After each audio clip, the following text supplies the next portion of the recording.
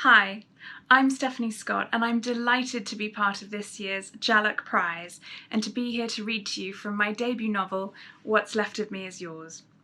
The novel is inspired by a true crime, a murder that occurred in Tokyo, in which a husband hired a wakare sasea, a marriage breakup agent, to seduce his wife and provide him with grounds for divorce.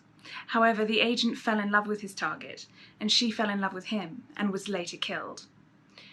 My novel begins with a young woman, a newly trained lawyer called Sumiko, who grows up never truly knowing how her mother died, until one day that changes and she is compelled to go in search of the truth. Prologue. Sarashima is a beautiful name, a name that now belongs only to me. I was not born with it, this name, but I have chosen to take it because once it belonged to my mother. It is customary upon meeting someone to explain who you are and where you come from, but whether you realize it or not, you already know me, and you know my story. Look closely.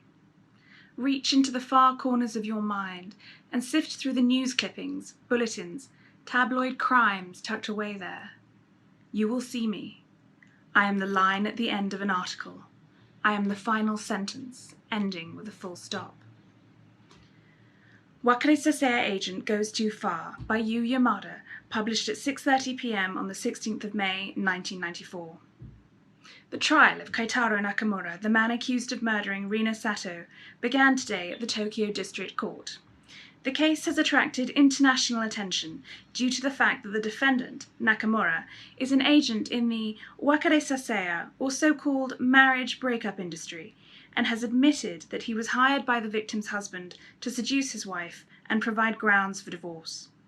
Nakamura claims that he and the deceased fell in love and were planning to start a new life together. If convicted of murder, he faces a minimum 20-year prison sentence. The judges may even consider the death penalty.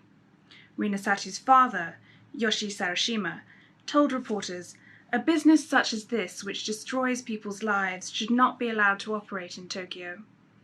Rina was my only child and the heart of our family. I shall never get over her loss, nor forgive it. Rina Sato is survived by a daughter of 7 years old." Can you remember when you first read this? Were you at home, at your breakfast table, or in the office scanning the morning news? I can see your face as you read about my family. Your brows drew together in a slight frown. A crinkle formed above your nose. Perhaps the smell of coffee was strong and reassuring in the air, for eventually you shook your head and turned the page. The world is full of strange things. Wakare sasea was not common in Japan when Keitaro was drawn into my mother's life. The industry emerged out of a demand for its services, a demand that exists all over the world today. Look at the people around you, those you love, those who love you, those who want what you have. They can enter your life as easily as he entered mine.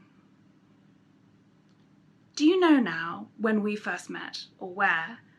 Was it in the Telegraph, the New York Times, the Sydney Morning Herald? My story stopped there in the foreign press. Later articles focused on the marriage breakup industry itself and the agents who populate it, but none of them mentioned me. Lives to be rebuilt are always less interesting than lives destroyed. Even in Japan, I disappeared from the page. Thank you.